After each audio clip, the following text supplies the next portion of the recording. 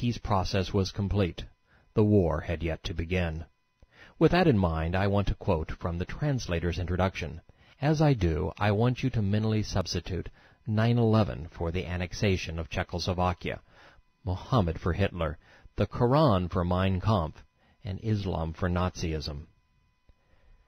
The Pact of Munich, or 9/11, has awakened the American public as never before to the seriousness to the world and to themselves of the Nazi or Islamic program, and consequently to the possible significance of every page of the book that can be justly regarded as the Nazi or Islamic gospel.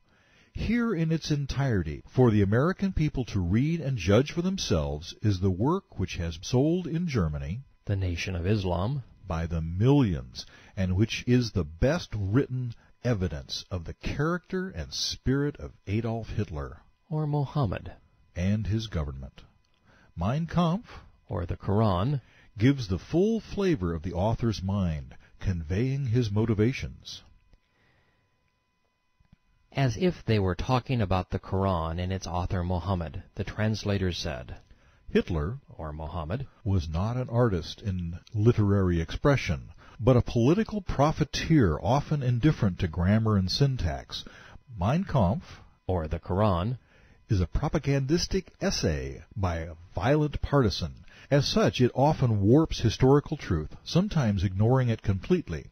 We have therefore felt it our duty to accompany the text with factual information, which constitutes an extensive critique of the original. No American would like to assume responsibility for giving the public a text which, if not tested in the light of diligent inquiry, might convey the impression that Hitler, or Mohammed, was writing history rather than propaganda. 50 million people perished because we did not heed these words. In conclusion, read Mein Kampf and the Quran with a clear eye, and the book will show you what manner of man der Führer, the prophet, is, one who as a boy had nothing excepting a passionate belief that Germany, the Nation of Islam, must obtain a larger place in the sun with the help of the sword. The engines of industry now spin round in trepidation, and the engines of war are piled giddily in higher and higher pyramids. Already the latter are all that really count. The former serve only to create an illusion. There will be no stopping this doctrine until in the world of ideas or ideals there are those which are stronger than those contained in Mein Kampf, or in the Quran. It is our profound conviction that as soon as enough people have seen through this book, lived with it until its revelations are so startlingly vivid that all else is obscured by comparison, the tide will begin to turn. They said, we have the deepest regard for the German, Arab, people, so we have elected to set down without malice, yet with all the truth that we can muster, the record of Hitler, or Mohammed in our case, and his struggle. Recital. Today the stakes are even higher. With weapons of mass destruction, 1 billion may die in the wake of our ignorance. So in an attempt to postpone what may be inevitable, starting in the Mein Kampf chapter, I will compare Hitler's rant with the Quran and Nazism to Islam.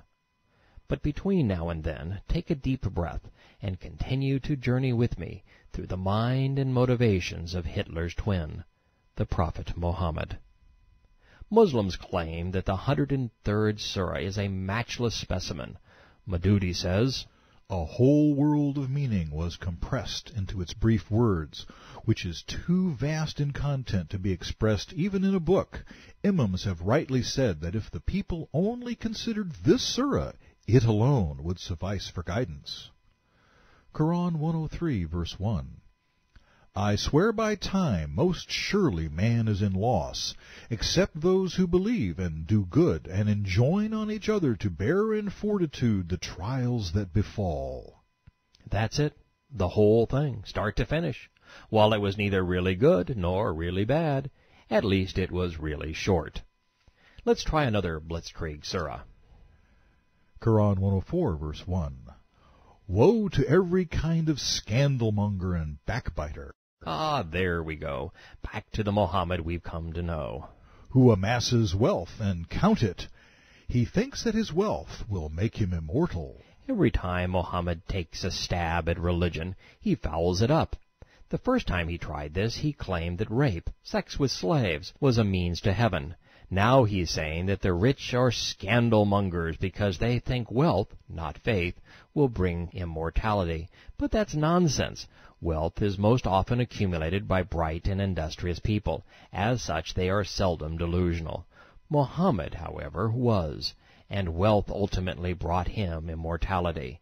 Thievery in Medina saved Islam and made a failed prophet infamous, immortal in the minds of billions.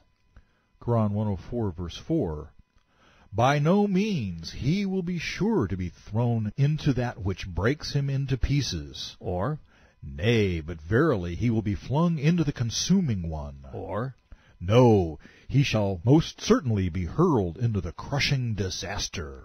I have provided several translations so that you might not be cheated out of this wondrous pearl. Quran 104, verse 5. What will explain to you that which breaks him into pieces? Or, what the consuming one is? Or, what the crushing disaster is? It is the fire kindled by Allah, which leaps up over them, penetrating the hearts of men. It shall be made to vault over them. Lo, it has closed in on them, in pillars outstretched. Allah personally kindles the fires of hell. Please let that linger in your mind. Islam's hell is not separation from Allah. Hell is where Allah lives, to burn 999 out of every 1,000 people.